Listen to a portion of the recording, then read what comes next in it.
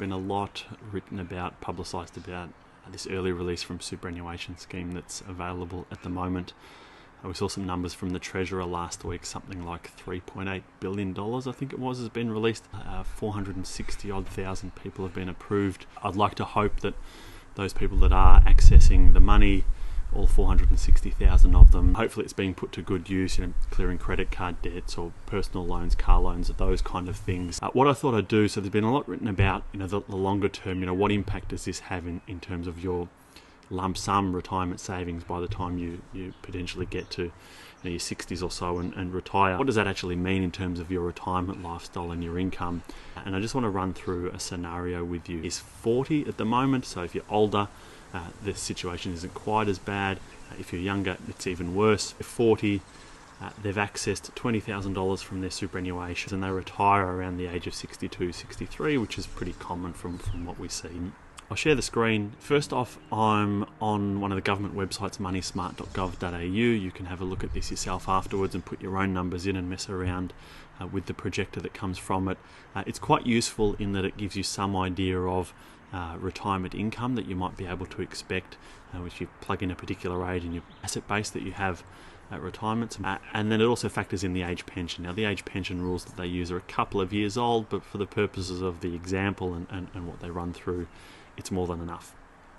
So this is a kind of a plain vanilla scenario. It's a couple that own their own home, and what does things look like for them? So I've said someone's 63, got $500,000 in superannuation by the time they're 63. They also retire at 63. Partner's 62 and has $300,000 in superannuation. Plug that into the calculator. I've said that there's no income coming in from work, so they've retired. They're retiring on those days, and what does this spit out as a typical income that someone might be able to expect to live off? So the big blue bold font down the bottom here is $62,500 or so a year, which is a pretty reasonable, pretty modest, comfortable retirement for most people.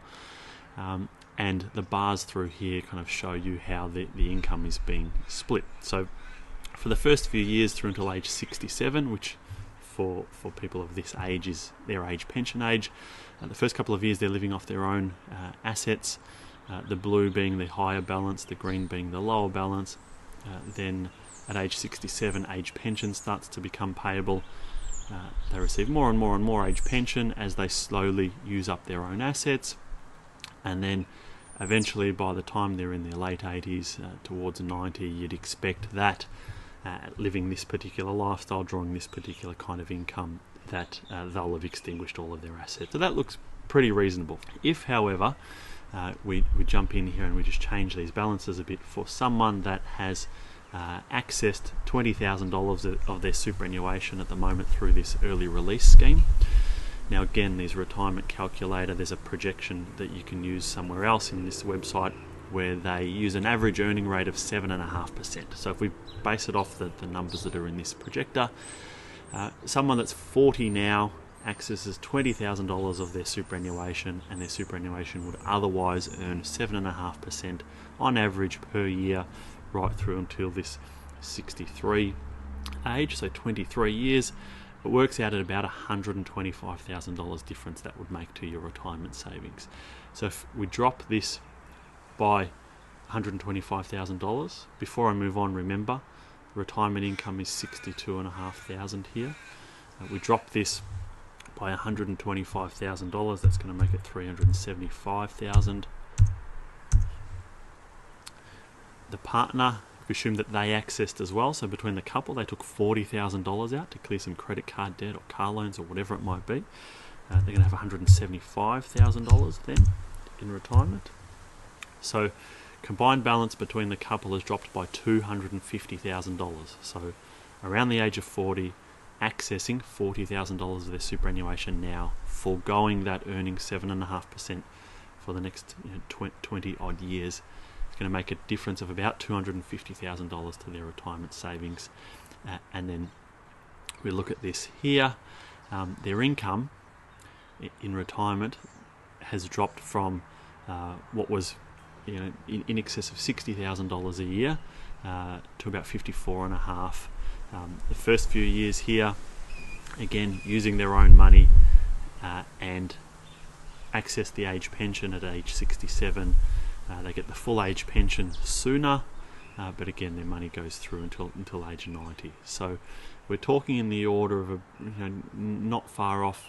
What's that? $6,000, $8,000, $10,000 a year less in spending capacity for that.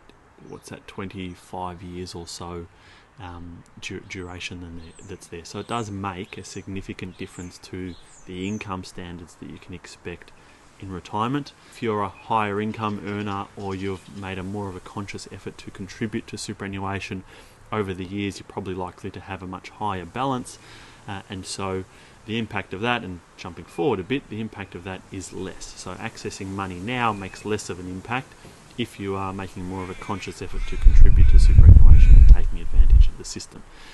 If instead we put in here someone that retired with $1 million, 4, 5, 6.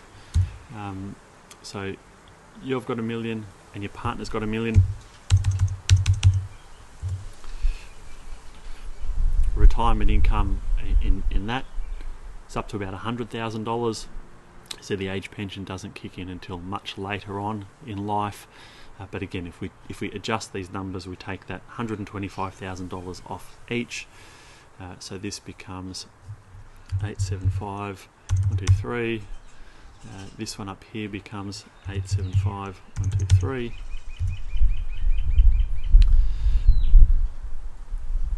You can see their income drops by roughly that $10,000. The higher income that you have to begin with, it's a lesser percentage drop in your spending power. Someone earning $100,000 that goes down to 90, it's only 10%. But someone earning mid-60s down to mid-50s, it's a much higher percentage. You're going to feel that a lot more. So hopefully there's some value in this for you. If you haven't already accessed your superannuation early under the scheme, I would encourage you to really think about the longer term ramifications for doing that. Yes, you might save some interest on loan repayments, credit cards, whatever it might be for the time being, but chances are that loan is maybe only 2, 3, 4, 5 years. Personal loans are obviously are generally quite short in length, whereas superannuation is for the much longer term. So that website again, moneysmart.gov.au. Jump on there, have a mess around, play with some figures, and before you do anything, just have a look at if it's worthwhile for you or not. Thanks.